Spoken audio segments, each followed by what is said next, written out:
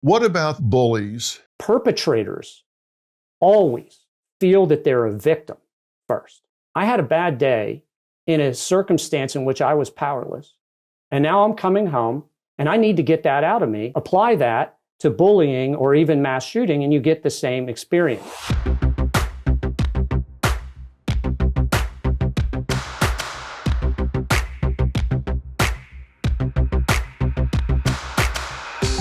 Dr. James Kimmel Jr. He is a lecturer in psychiatry at the Yale School of Medicine, the founder and co-creator of the Yale Collaborative for Motive Control Studies, and the developer of the behavioral addiction model of violence.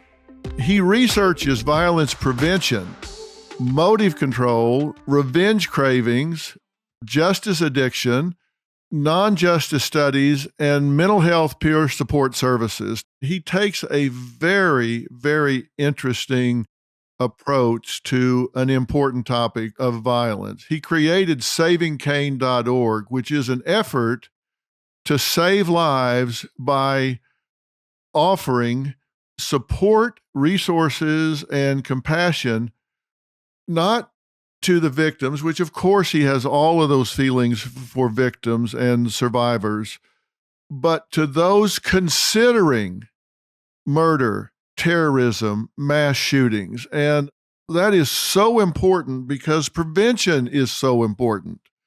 So I said those considering this, and there are places to go for help. This empathetic guest had the foresight to offer support to assist people that are contemplating revenge or other tragic decisions. And to me, that is very fascinating. You had an interesting life experience. I wish you would share that with people, because I think we have different points in our lives that are moments where we come to a precipice and we have to make decisions that become life-altering. And you talk about a time in your final years of high school when you say you were being bullied and some classmates, it just infuriates me to even think about this, but they snuck onto your property and shot your beagle, Paula, and the police didn't do anything. Talk about your experience when that happened, because I think that set you on this path. Oh, there's no doubt that it did, in fact, set me on this path. It changed my life. I had two really big pivot points in my life, and that was the first one, Dr. Phil. And just as you said, I had been being harassed and bullied for several years through high school. I grew up in the country in central Pennsylvania on a farm, and by the time, these kids were essentially my neighbors, other farm kids out in the country. But I wasn't a legitimate farm kid in the sense that my dad was an insurance agent. We lived on my great-grandfather's farm. So I wasn't accepted into the in-group there. And I desperately wanted to be part of that in-group. I wanted to be a farmer. That's my number one career goal when I was in high school, was to be a farmer, until I was so firmly rejected by these guys, which was a painful, painful experience. But it culminated one night while we were all home asleep in this, along this one-lane country road, just sort of half awake, and I hear a pickup truck coming down the road and stopping in front of our house, which is an unusual act in its own right, but it was enough to just grab my attention. And I looked out the window and I could see it was one of their trucks. And moments later, there was a gunshot. This woke everyone up. The person that fired the gun ran back, got in the truck, and they took off down the road.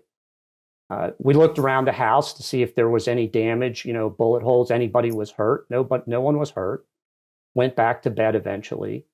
One of my jobs on our farm, it was a pretty small operation in terms, because we weren't making our living from it. So we had a herd of Angus cattle and some hogs and chickens, and one of my jobs before going into school in the morning and getting on that bus was to go out and feed the animals and water them and take care of our dog, our hunting dog, Paula, the beagle. And when I went up to her pen, I found her laying dead in a pool of blood with a bullet hole in her head, which was just the most, as you can imagine, the most shocking experience to imagine. I mean, obviously humans experienced far worse violence than that, human on human violence. Some terrible things occur. But when you're living in the country and you walk upon something like that, it shakes you. And I can tell you now, in hindsight, as a researcher, that exploded in my mind a desire to retaliate against these guys. I wanted justice, and I wanted it absolutely desperately. And nothing was going to stop me from getting it. Well, my parents called the state police. They came. These were in the days of things like this, and bullying and stuff between kids didn't really matter very much, not at that level. And this was well before school shootings had ever occurred. And it was ignored. And 2 weeks later, I was home by myself again, but pretty late at night. And they came back. The pickup truck came. And there was, I looked out the window after an enormous, for me, explosion where they had blew our mailbox off its post, with like a half stick of dynamite. Crazy stuff. I mean, just you wonder why, right?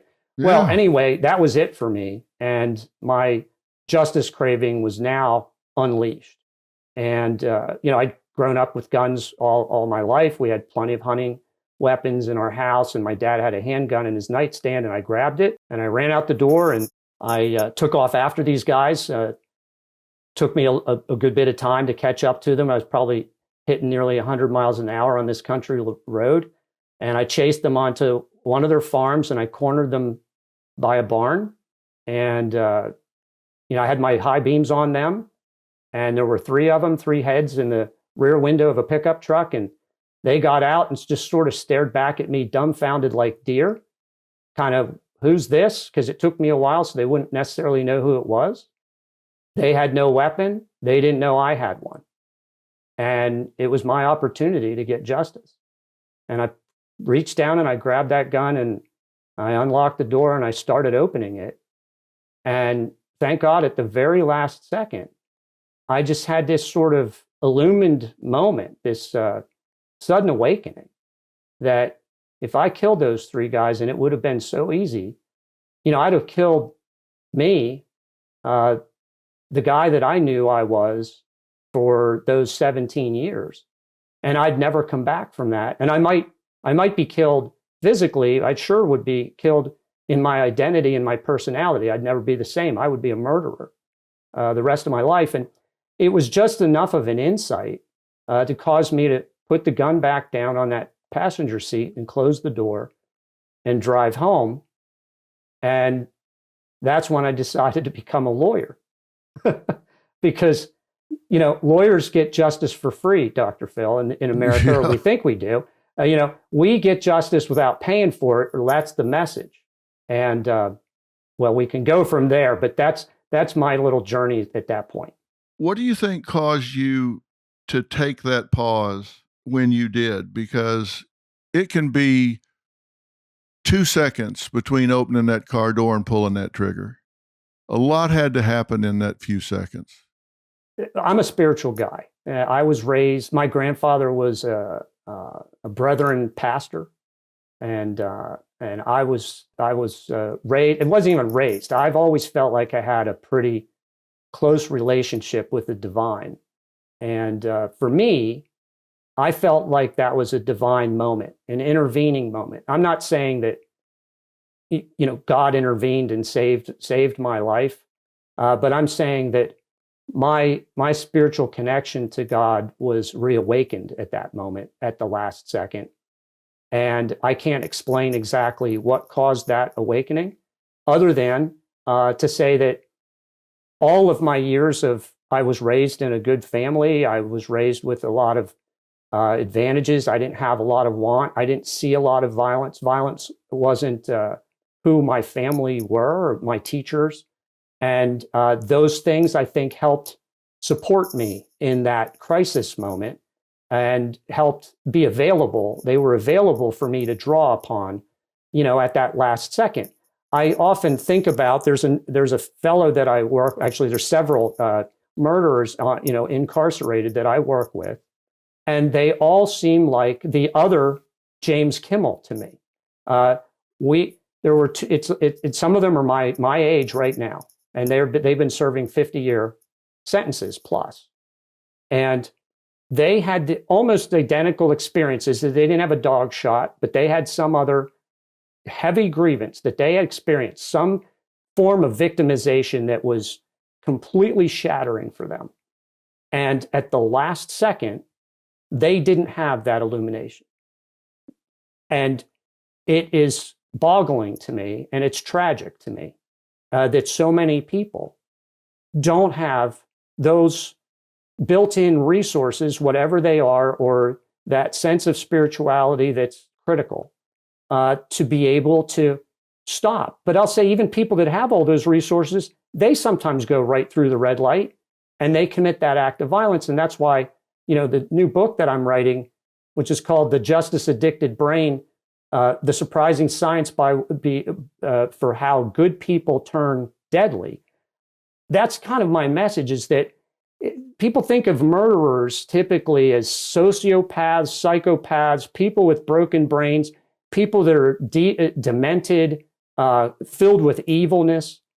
It's rarely the case, actually. That's true. There is a group of people who have sociopathology that's diagnosable, and if you study their brains are different from the rest of us. But that represents 1% to 3% of the population. Most of the violence is not being perpetrated by sociopaths in our world. It's being perpetrated by good people who have a grievance and get caught up in this addictive process. And by the time they've gratified this craving for revenge, and you get high from it. If I would have pulled the trigger, I'd have been as high as a kite for minutes to maybe even an hour after. But after that, I'd have crashed hard the way all drug addicts do. And I would have been left hurting even more than I was before, and yet somehow wanting more of this drug over and over again. It's the most powerful and dangerous addiction in humanity, far more dangerous than drug addiction, because the only way to get high for a justice addict is to inflict suffering upon somebody else. A justice addict uses a gun to inject a bullet. A drug addict uses a syringe to inject a drug. But in the end, these are two processes of making yourself feel better when you're hurt. Almost half of school shootings are over in the first few minutes. We need to prevent it before it happens. Let's take a look at what happened in Uvalde. Just threats in the first month of the school year.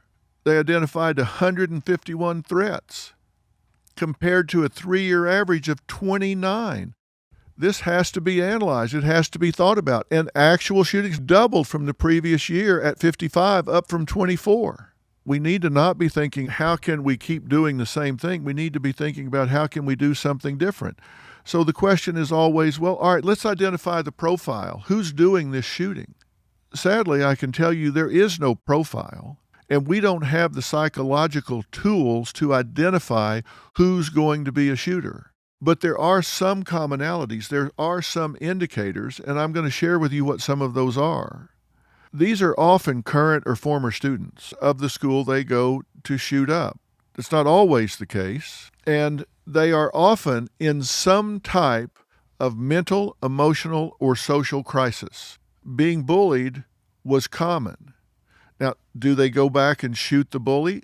Occasionally, but typically that's not the case. Shooters go and aggress not against their transgressors, but against surrogates. They go shoot against somebody that's just a stand-in. They just go shoot somebody that is available, somebody that they aren't threatened by. These are people that have experienced observable, now I want to emphasize observable, mental health symptoms in 3 main categories: psychological, behavioral, and neurological. I'm emphasizing observable because people notice that they're behaving unusually. About half of them have received 1 or more mental health services, so they've come to the attention of mental health providers, so they're not completely in the dark and about these people. They are on somebody's radar. Most typically, it's depression or suicidal ideation. Some have anxiety. A much smaller percentage than you would think present with anger. they're depressed. They've been shunned by society. They've been through some type of rejection experience. And our number one need is acceptance. Our number one fear is rejection. And they've had some trauma in that regard. They very frequently have negative home life factors such as divorce, drug use, someone in the family, a mother or father, have criminal charges, and domestic violence is common. So they exhibit these concerning behaviors, and that contradicts the myth that, oh, it's the nicest guy, it's the last person I would have ever thought of. That's not true. And here's a very troubling element. They're often the product of the contagion effect. Now, what do I mean by that? They're inspired by other school shooters. I say that's particularly troubling because when you see what happened in Uvalde, that predicts that it's very likely that there's going to be a repeat of this in the future. Someone out there that is really desperate, really tragic, is going to see what has happened here, and they're going to become obsessed with it, and they're going to react to it. Maybe in a week, maybe in a month, who knows? And one of the most confounding things about this is they often tell others what they're going to do before they do it.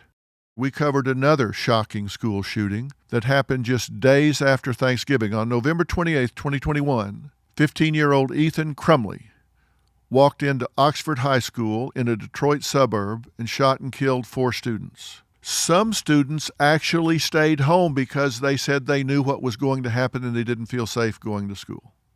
Now, this crime not only stood out at the time as being the deadliest school shooting since Parkland, but for being the first where a shooter's parents have been charged with crimes linked to the shooting.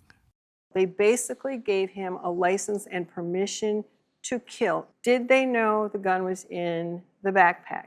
Did they know the plan, what he was going to carry out? Why not bring him home if there's trouble? Isn't their job to know where the gun is? If the gun is missing from home and their child is being called in at school and he's drawing pictures of bullets and blood, and they say, "Where's our gun?" and he was shooting it the day before, isn't it endemic upon a parent to say, "Wait a minute, this isn't a coincidence"? And we also heard about what happened from Oakland County Sheriff Michael Bouchard.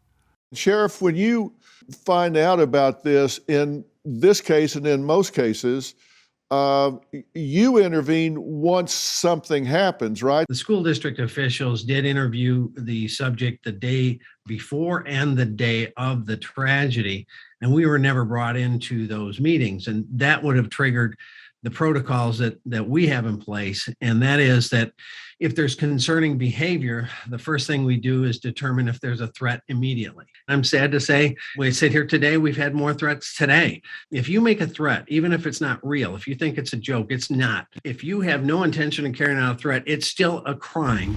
The shooter charged through the doors of Uvalde's Robb Elementary School, opening fire just after 11:30. Armed, law enforcement says, with an AR-15 assault rifle, high-capacity magazines, and a handgun. And we have learned that the gunman legally purchased 2 assault rifles and almost 400 rounds of ammunition earlier this month for his 18th birthday.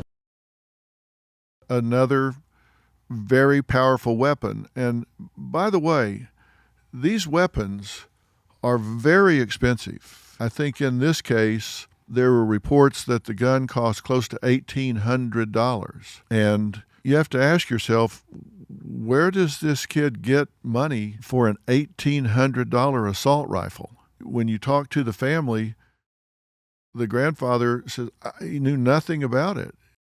Consternado, sorprendido por todo esto. Sí, no esperaba yo. Could you give us any insight into his Not state really. of mind? When's the last time you spoke to him? I speak to him daily. You know he had guns in the house? No? I didn't know. I get up at 5 o'clock, leave, come back. He didn't know that the child had this. And I'm sorry, but if you have a child that's building up an arsenal, it's your job to know. You need to know what your child is spending money on and where they're getting that kind of money. There were 2 rifles apparently bought in the Uvalde shooting. we don't want to focus on just statistics and firearms and weapons and forget what's on the other end of that rifle. What's on the other end of this tragedy? It may just seem like, firearms and guns and violence, but let's not forget the humanity. Some of the children, and we are talking children here, 9, 10-year-old children in Uvalde. One of them speaking to a local news outlet, KENS5, in Texas, said, "When I heard the shooting through the door, I told my friend to hide under something so he won't find us." He said, and I quote, "I was hiding hard, and I was telling my friend not to talk because he's going to hear us." The boy shared heartbreaking details about what happened in that room. He said, and I quote, "When the cops came, the cop said, 'Yell if you need help.' And one of the persons in my class said, 'Help!' The guy overheard and he came and shot her," the boy said. The cop barged into that classroom and the guy shot at the cop, and the cop started shooting. He said that once the shooting stopped, he came out from under the table. "I got out with my friend. I knew it was police because I saw the armor and the shield." It's a 10-year-old child. It's just absolutely heartbreaking. Now, the big question that you have to be asking yourself right now is, if what we've been talking about is true, and it is, you can study this for years, as I have, and you're going to find that these people are likely to tell somebody what they're going to do. They're actually very likely to be known to the system. So if they tend to have what's called leakage, meaning that they post a manifesto or they put things on the internet or they tell people what they're going to do, you think, then how are we not stopping this? DrPhil here. Come February 27th, you're going to be able to pick up a book called We've Got Issues, and we do. This is a book that says it's going to teach you how to stand strong for America's soul and sanity. And in this book, I set forth 10 principles for saving this society from going off the deep end. 10 principles for protecting your family. 10 principles for giving you what you need to flourish and have the life that you want for yourself and for your children and for your grandchildren. We've taken some wrong turns. We've been letting the loudest voices dictate some of the thinking that has taken us way off course. Well, I'm speaking up and bringing us back to the center of the road. I hope you'll pick this book up, and I hope you'll read it with a real open mind, because I'm pushing back against a lot of what you've been hearing. Somebody had to do it. Might as well be me. February 27th, We've Got Issues. Psychologist Dr. Jillian Peterson and sociologist Dr. James Dinsley of the Violence Project have developed an integrated, interdisciplinary understanding of violence and a holistic approach to addressing it. You use the term mind shift, and it seems like there has to be two mind shifts. I'm curious how y'all feel about this. One is, like you say, we used to think about predators as the guy that showed up outside the fence at the schoolyard in the raincoat and saying, "Hey, kid, would you like some candy?" Now we realize that 95% of them are known to their victims, and now we know they're on the internet and they're a completely different breed of cat. So we've got to get them to realize this may have been the kid that was in the lunchroom or sitting next to me in the back of the class yesterday, and he didn't have horns. He didn't look all dark. Well, he probably looked dark, but didn't have horns.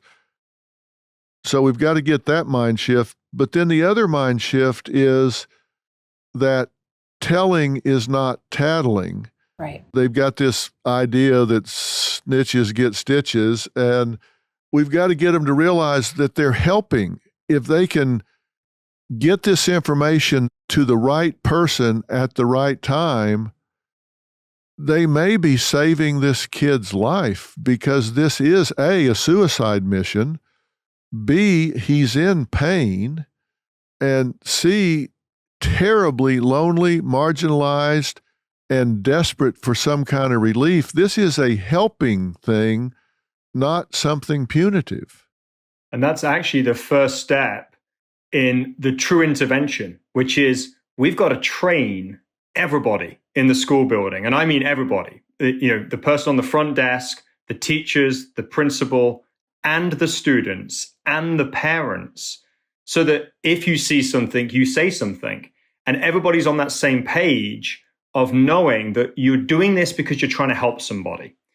And not only are you trying to help somebody because you're trying to prevent a school shooting, but in doing so, you might also be preventing a suicide, or you might be preventing a student who's being bullied and is feeling lonely and isolated and everything that you just described. So there's this really huge diffusion of benefits for doing this. And it really comes down to, we've got to make sure everybody is singing from the same hymn sheet on this, and we're all on the same page, and we're all in it together. So we can train everybody in this. We talk about crisis intervention as like CPR. It can save a life, and it's something that everybody can be educated in and can practice. And I think that's the mind shift right there to use.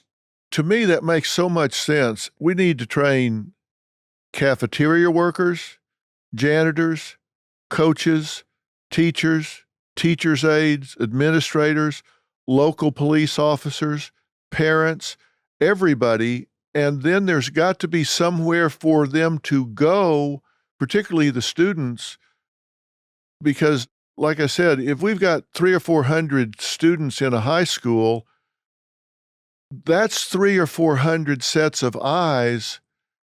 A school counselor's not going to see this the way the kids are going to see it.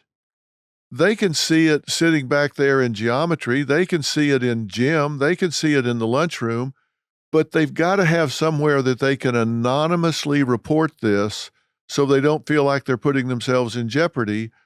Because if they're wrong, and most of the time they probably will be, but they've only got to be right occasionally to save lives. But right or wrong, they've got to know that they can do this anonymously, and then it's going to be acted on. And I can tell you, in my experience with these kids that get really dark, whether it's a coach or a teacher or somebody that can just step up one time and put their arm around their shoulder and say, "Hey, man, take a walk with me. Let's go talk. I'd like to know what's going on, and I've looked at your records and I see you're falling behind. We can work this out. It's okay. I understand you broke up with this girlfriend or whatever, but I'd like you to help me in the office after school or something for a while." Anything that makes them feel like there's a reason to get up tomorrow, and then they can contact the parents and find out if all these other things, the early childhood trauma that's unresolved, what was the crisis point? What do you find out about the family dynamic once you find out what's going on in the home? You know, we see a few different things. Oftentimes you find that the family itself is really chaotic and in crisis. There might be domestic violence in the home or financial struggles, and the boy is not getting kind of the attention and resources that he needs at home. Once in a while, you'll see a parent who maybe does see some of the warning signs and almost kind of amplifies the risk. So does things like is then taking them to shooting ranges and buying them guns and not monitoring social media, where it's, you know, almost sort of next level in terms of pushing them further down that pathway. So we see both of those things. Where are most of the shooters getting their guns?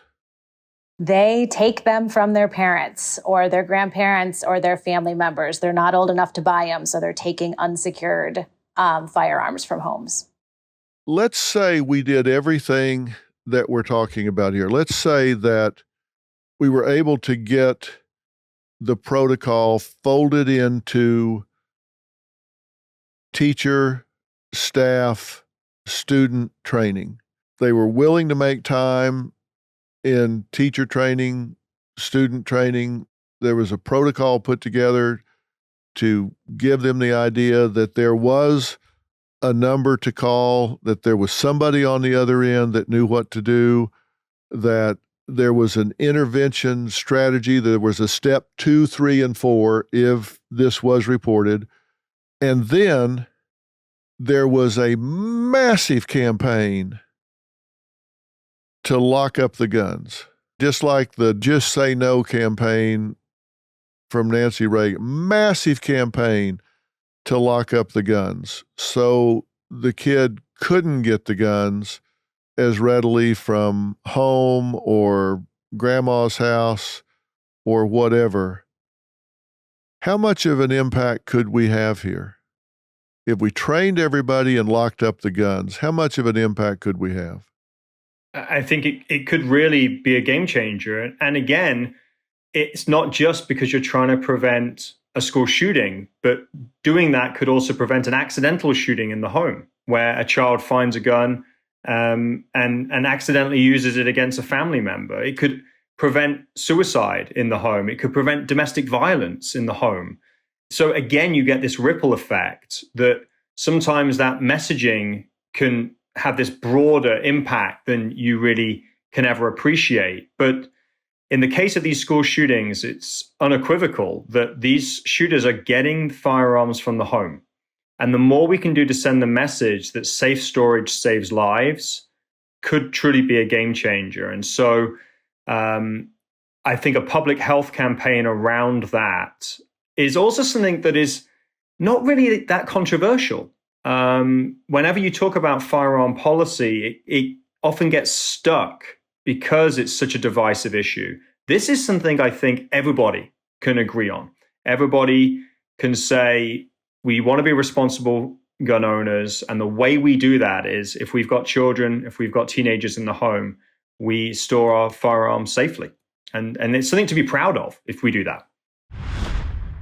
I work with a lot of exonerees from death row and prison, but the ones that death row, where the stakes are so high, impact me so greatly. And one of these gentlemen recently that spent over 30 years on death row for a crime he did not commit, DNA completely exonerated him.